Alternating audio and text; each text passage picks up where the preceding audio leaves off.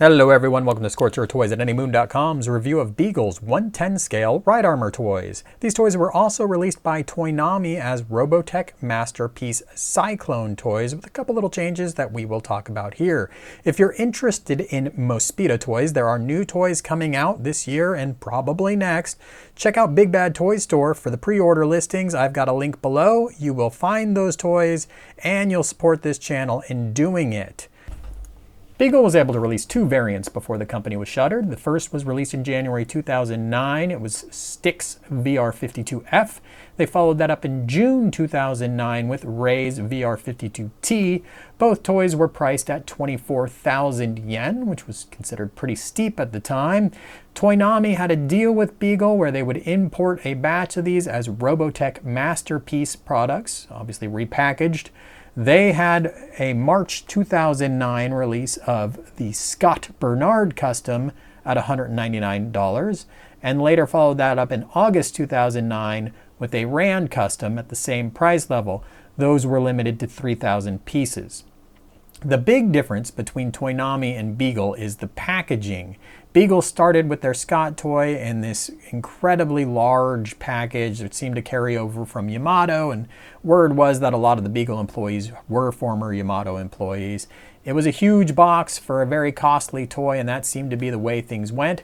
By the time they got to the Rand toy, they had slimmed things down to be a little bit more manageable. Toynami, on the other hand, retained their book-style packaging, which at this size of a toy was a little ridiculous, but it is still a very nice box. There's a white shipper that protects the book inside. The book has the flip-top lid, which lets you see all the goods without actually pulling your toy out, and has a nice little glossy certificate of authenticity. No matter which version you got, the accessories were all the same, and Stick/Scott came with more stuff than Rand. You got a pack of HBT cells, you got a Gallant rifle, you got a Sniper Custom Gallant rifle with the strap, you got the head with the helmet on it, you also got two right hands. There's the Gallant grip that's an open hand, and you also got a left hand that is open. You got the heavy gun with the Scott/Stick figure. You got the gun attachment piece for the front of the bike, and you also got the hand to grip that gun. On the next tray down, you would find the display stand, which consists of a base. There's a storage cover and an adapter for each mode, and I'm going to go over that pretty thoroughly here.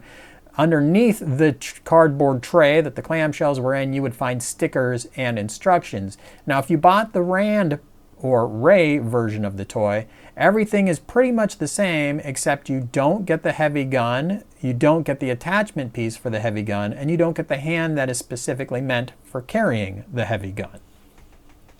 So Toynami took a Beagle product, repackaged it as a Robotech product, and sold it in areas outside of Japan as a Robotech item. But they didn't stop there. They added their own little twist to things. You've seen how the packaging is different. They also gave us alternate heads. So here we'll start with the Beagle stick, and that's the head that came in Japan with your Beagle toy. And then we got the Toynami Scott Bernard, which has this head here.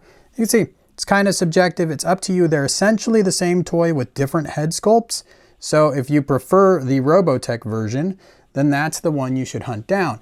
Now these toys also came with helmeted heads with visors that pop up. So here's the helmeted head, here's the visor popping up, and the Beagle version obviously looks like the Beagle head that was on there before.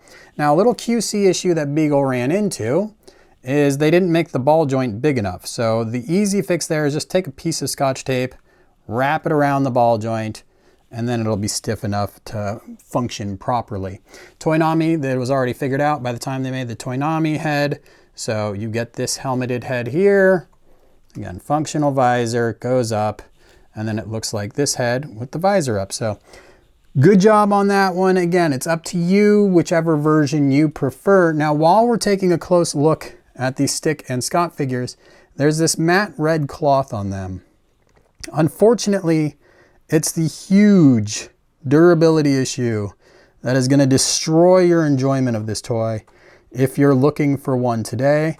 And if you have one that's been sitting on your shelf for a long time that you haven't touched, That fabric, it dries out. There's some sort of a layer on top of the actual cloth, which is painted red, and it just cracks and falls away from the figure. So the good news is it's a layer on top of the cloth. So it falls off, you can kind of scrub it off, and then you could dye the underlying fabric red, and you still have a perfectly functional toy. But obviously that's a lot of work that you would hope not to have to do. So same thing now if we look at the Ray figures. The Toynami version of the Ray figure, I would say, looks a little more South American, as Rand was supposed to be a South American of some sort. The Beagle figure, I don't really have many complaints about it. Looks perfectly good. Again, you get these helmeted figureheads. You just pop off the existing one, pop it on. That's what it looks like. So here we go, pop that off. By the time Beagle got here, there was no problems with the ball joints being too small. And there you go. They had also addressed that fabric issue. It was already clear by the time the Ray and Rand versions came out that the original fabric wasn't going to cut it. So the fabric on the Ray and Rand figures, this blue stuff here, seems to be a lot more durable. If we look at the actual bikes themselves, they are essentially the same with one caveat. Toynami really wanted to drive home the limited edition nature of this toy. And so, I don't know if you're going to be able to see this at all, but there is a number printed onto the toy inside this section here. This toy comes with a display stand, and the display stand isn't some throwaway item like it is on numerous toys these days. It actually does add a lot of value. I've got it in the motorcycle configuration right now, but I'll show you later how to switch it up for armor mode. One of the really cool things about this display stand is this area right here. This toy comes with a lot of accessories. Here you can see I'm stowing both guns on top of this little section. But this little section also opens up and reveals all of your other accessories. So pretty cool that you could have everything out on your shelf and not have to go looking for a box somewhere. So the display stand does have a little Mospeeda placard on it over here. Now, even if you have the Toynami version, that stays the same. One of the few oversights by Toynami, including they put some Beagle images in their instruction manual, but otherwise they did a pretty good job repackaging everything. So if we want to take our motorcycle and put it on the display stand, you can see I've got the kickstand down that's integrated, which is a pretty cool feature. You might also be able to see that the metal has oxidized quite a bit. So a little durability issue there as we look back some nearly 10 years now, I guess. And so we want to put the display stand, the toy on the display stand. We're going to take this piece here. It's got little tabs in the front, you can see there. And we're just going to fish them in like so. And then it's locked on there really tightly. And we could put the toy, there's this peg here, goes right into the display stand. And then what that allows us to do is really bank the toy in either direction on the display stand. So you can get some pretty cool looking rider on the figure poses going into a turn. Opening our display case, we can start playing with some of these accessories. So I'm going to call this a gallant. Might be a gallant. I'm apologizing up front for whatever pronunciation you prefer if I'm not using it. You do have this hand here, which looks like he's pointing at you. It's a little rubbery, and that allows you to get the fingers in there and then hold the gun. So that is certainly one way of doing that. And now we have inside here, now touching this toy means the fabric's going to come off, which I'm not exactly opposed to, which is why I'm doing this. You could see the white fabric underneath.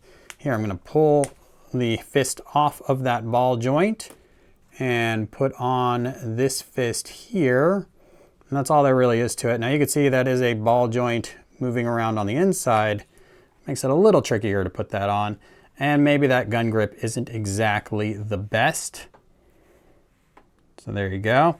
Now, we can also do the same exact thing with this larger gun that has a strap, which also allows us to throw it over his back, and we'll take a look at that in a moment when we're having fun with it.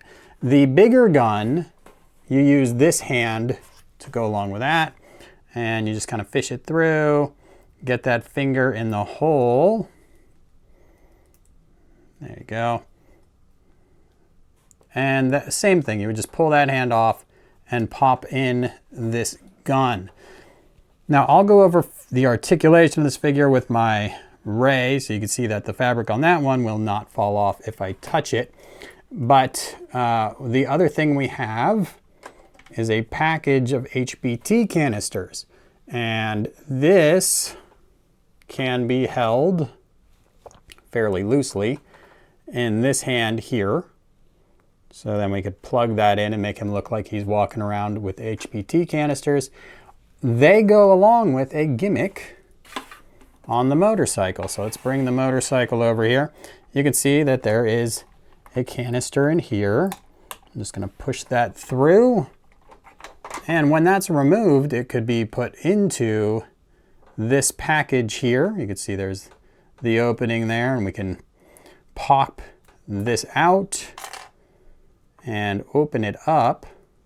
We would bring the whole thing apart, and that'll give us the ability to put all of our HBT canisters into this 4-pack, which is pretty neat, right? And again, I apologize for the red fabric that is falling apart everywhere. There you go. So that is an option. Obviously, we could just file it right back in there so it doesn't have a big hole in the side of the toy. But it is kind of cool forethought that they went all the way there. You can see I probably put it in the wrong direction, but neat little gimmick. I think I've managed to get all the red fabric off my fingers and the surface, so let's take a closer look at the articulation of the rider figures. Now, I'm using Ray. There shouldn't be the same problem with the fabric flaking off, but it is still fabric, and you do want to keep that in mind as you're handling it in case something feels like it's starting to get taut and might rip. We've seen that the head is a ball joint. We haven't talked about the fact there's a giant screw hole in the neck that everyone hates, but we're just going to accept that and move on at this point. There is a pivot at the base of the neck, and that's going to let you get those really good riding the motorcycle poses. Now you do have a shoulder joint, which is, as you would expect, allowing a pretty good range of motion. And you can see, be careful, the shoulder armors pop up, allowing you to come out. Now, one thing I don't like about the whole fact that the fabric covers the joints is that the elbow can be pretty tough to judge. But there it is, you can see. It's got a pretty good range of motion, but it's kind of hard to tell which way you need things twisted when you use it. You do have that ball joint hand, which is great, twisting around. There is a pivot in the center near the chest and another one at the waist. So you can kind of get a pivot rolling forward in 2 different spots or back in 2 different spots. And of course you could go left and right at the waist. Very stiff hips, but good enough to get you that wide riding the motorcycle pose, because ultimately that's where this figure is going, right? So there we go. We can get that hip all the way up, knee, pretty good range of motion backwards there, and a twist point at the hip. And then as we come down, the feet, you have a toe, you have a heel. Now these can be very stiff, and you have the ability to rock back and forth. So it's gonna let you do most everything that you could possibly want the figure to do. Might be a little stiff, you might have to spend some time adjusting it, but you will be able to get these toys into some really cool poses. Let's take a closer look at the motorcycle before we go putting figures on the motorcycle. There's one accessory I think we haven't touched yet, and that's the gun holder piece. It slides into that little slot in the gun, and a little fuzz there. It gives you 2 attachment points now for the gun to attach to the bicycle. You can see there are 2 slots in the front, I should say, of the motorcycle.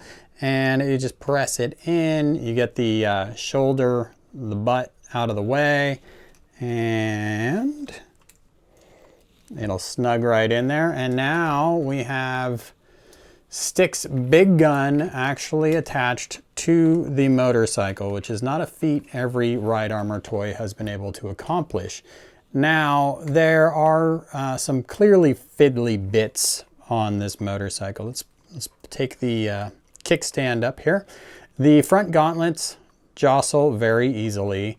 There are the windscreen in the front jostles very easily. The little scope that pops open towards the front. Let's take this back off here. It's obviously very securely. This area here jostles pretty easily. The seat, the back of the seat here slides forward pretty easily. So it is easy in handling this figure to get it to look a little out of whack. It's also easy to put it right back into position though, so not the biggest sin in the world. There is a connection right here that is maybe not quite as tight as I would desire it to be as well. There are foot pegs that are a pretty cool little gimmick here. So let's pop off one of these back gauntlets here and bring the foot peg out. And so it just swings all the way around.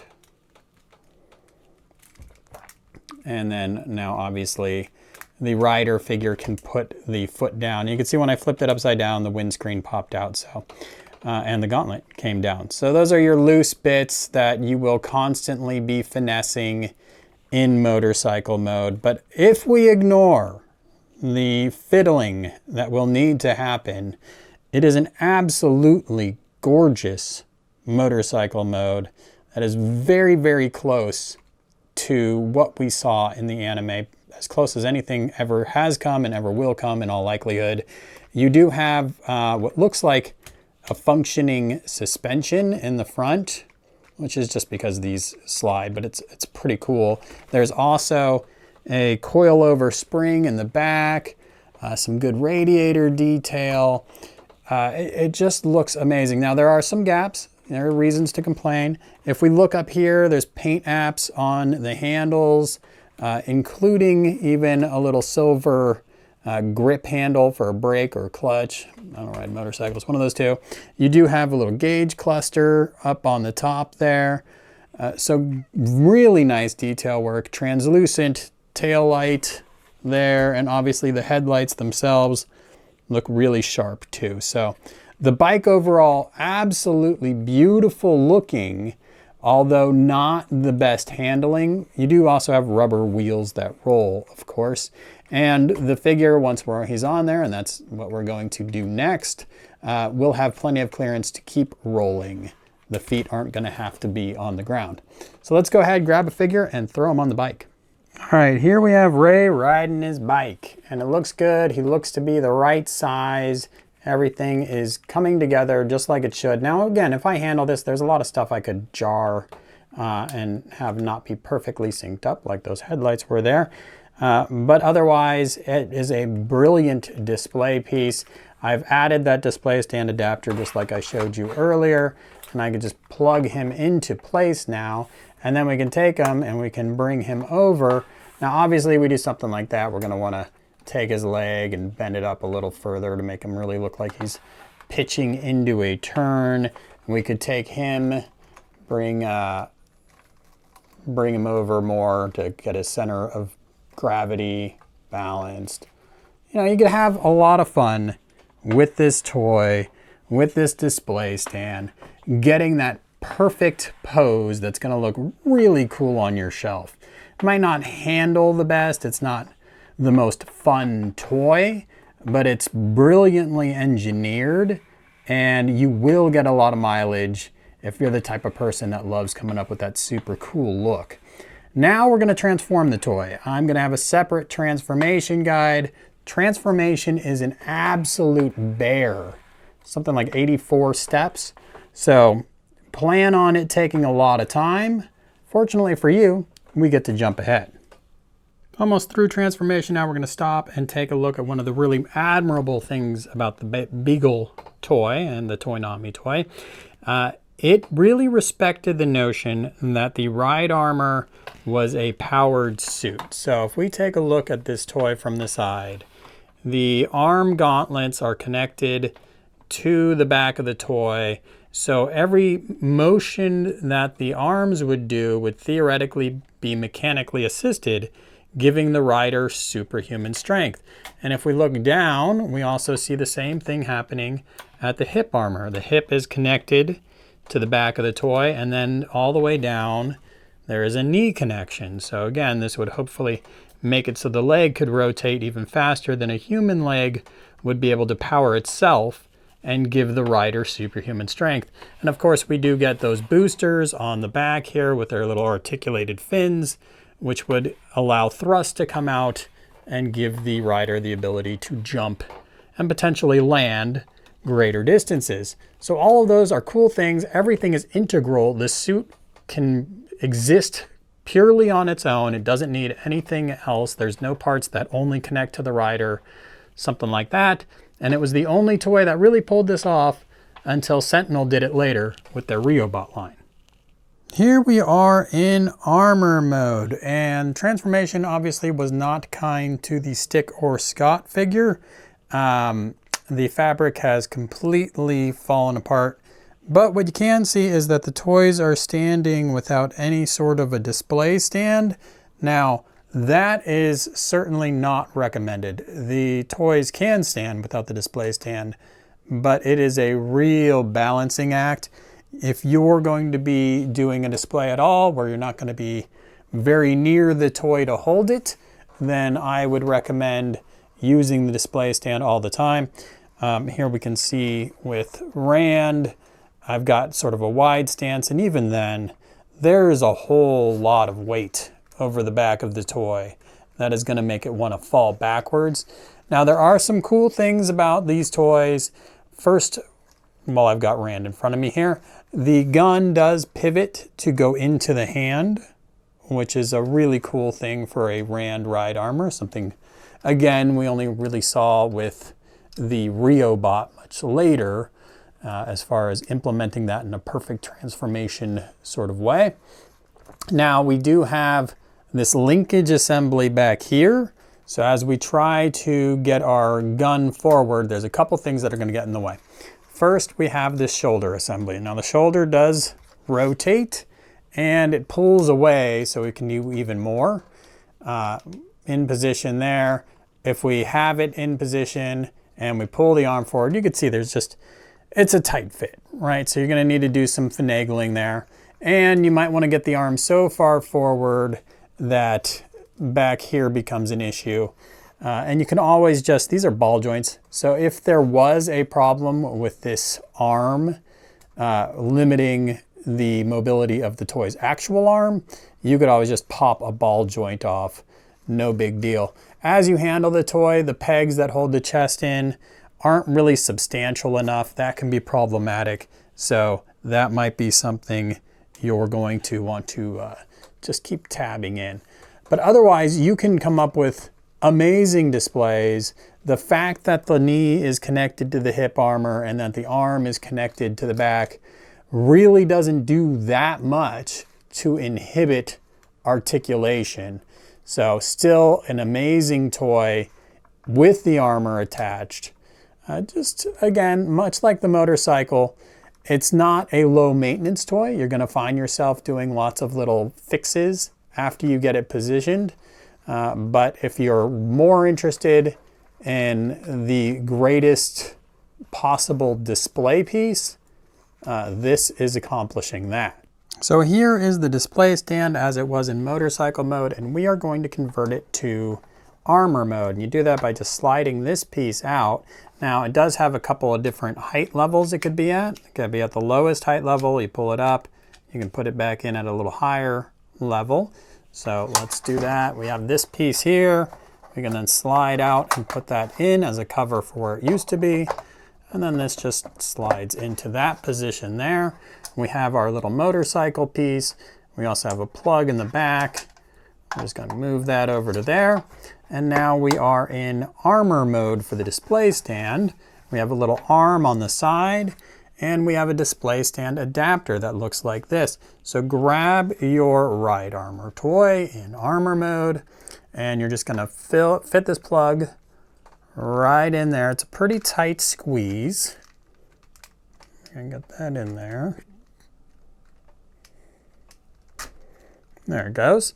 Once it's in, we can just put it in on this sprocket, close that arm, and now your toy will be nice and secure. And you can do whatever you want with the legs, get some flying poses, and you won't have to worry about that back weight causing it to topple over. One of the more iconic looks you might be hoping to achieve with your stick figure is the firing the missile gauntlets. You can see I kind of got that pose going on. It's a pretty tight fit, but I do have everything attached around the back, so it's pulling it off. But there's one more feature that's not really perfectly executed, but kind of cool that we could take a look at here. And that's this door that opens up on the side. And let's get that open here. So that opens up, and then inside there's a scope. So I'm going to use the piece of tape trick to pull that out. And then we can see there's a little piece here. It's pretty small, and it fits, if we close this door back here, right there. Now it's a very loose connection is the bummer of it all, but we can get it on there. We can bring this black piece way out to get a little more clearance from the helmet. And there you go. Now Stick has his firing scope. And that's how that gimmick works.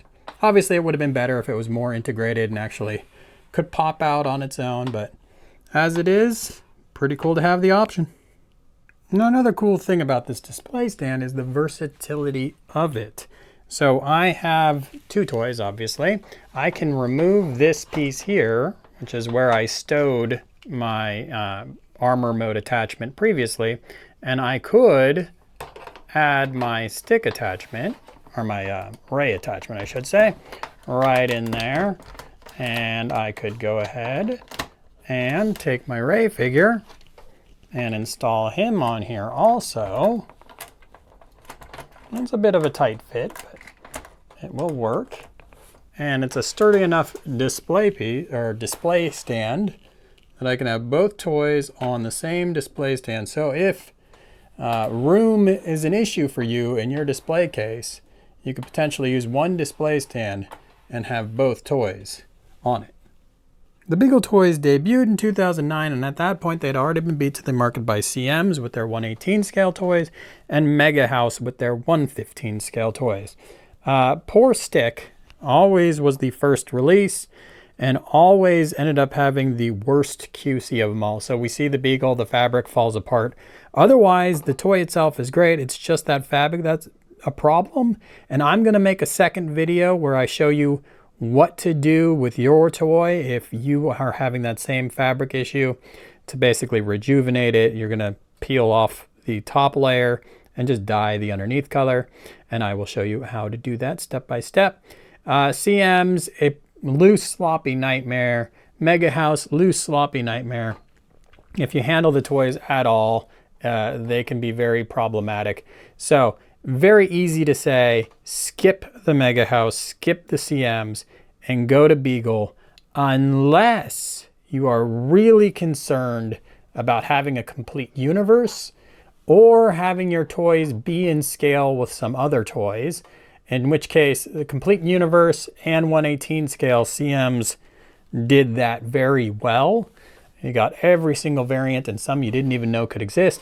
Mega House gave us a few oddball variants, but never gave us Houquet, which is a super big bummer. Now, these days, we have yet another option in the Mega House, in the Sentinel Riobot Ride Armor, which retains many of the very cool aspects in the Beagle. I just popped off a gauntlet. In a 1/12 scale, which I would say is much more user-friendly than the 1/10 scale, even if it's not that big of a difference. There's a lot of 1/12 scale toys out there. So the Sentinel, great option for you. Now the Sentinel does have a different look. It's inspired by an art book version of the ride armor, so it's a more modern take on it. But otherwise, incredibly cool toy. And if you're not a stickler for anime accuracy, which the Beagle accomplishes, this is a great option for you. Now, if you're looking at this thinking, oh, I had this toy when I was a kid and it was amazing. This is the toy that you had as a kid, and it is amazing. It's a really cool toy. This is the Gakken 110. Obviously, not quite the same thing as the Beagle. A little chunkier proportions, huge boots, but that actually made it stand up without needing a display stand for the most part. You still had a lot of weight over the back though, so there was some balancing act going on. Not quite the articulation. The rider couldn't even hop on, but still a very cool toy and something to consider if you're looking for something to go along with your vintage collection. Otherwise, the Beagle still tops if anime accuracy is a concern. Before we wrap up here, the differences between Scott and Rand are some markings on the shoulders. You got a Mars base insignia, no Mars base insignia, 21, nothing. Markings on the feet, the Mars base markings, no markings there. And the same thing plays out on the bikes. So we have striping from Scott's Invasion Force here, 21, Mars base insignia, 21. None of those markings make it over onto Rand's bike, just blank, blank. So those are some marking differences between the two toys. The other difference, Scott's toy has the ability to stow the gun on the front, and that's those big slots there. And on Rand's version of the toy, there are no big slots in the front because there is no big gun for Rand to carry. He does have the same scope mechanism built in, so that's cool. Just no big gun to go along with any of that. So I would love to tell you that you should go out and buy these toys. But at this point, they're super expensive. Beagle's out of business. They're never going to complete the line. And if you want to buy a Scott or stick version, you're going to get that bad fabric, which you can fix. But who wants to spend a lot of money to fix something like that, right? So that's a bummer. If you have a Scott toy that has been in storage or whatever, you can take him out. Just don't move his joints and you'll be fine. Once you start moving things, it falls apart on you. So a better option for 99% of people out there who really want a ride armor toy is gonna be the Sentinel toy, which is new, it's in release, it's already being re-released. Should be fairly easy to get your hands on. It's not cheap, but it's not gonna be as expensive as the Beagle toy. So you got that going for you, and it doesn't have nearly the fatal issue that the Scott version has with its fabric here. It also doesn't have big holes in the necks, so something else to consider. Check out anymoon.com for my full article, and as always, thanks for watching.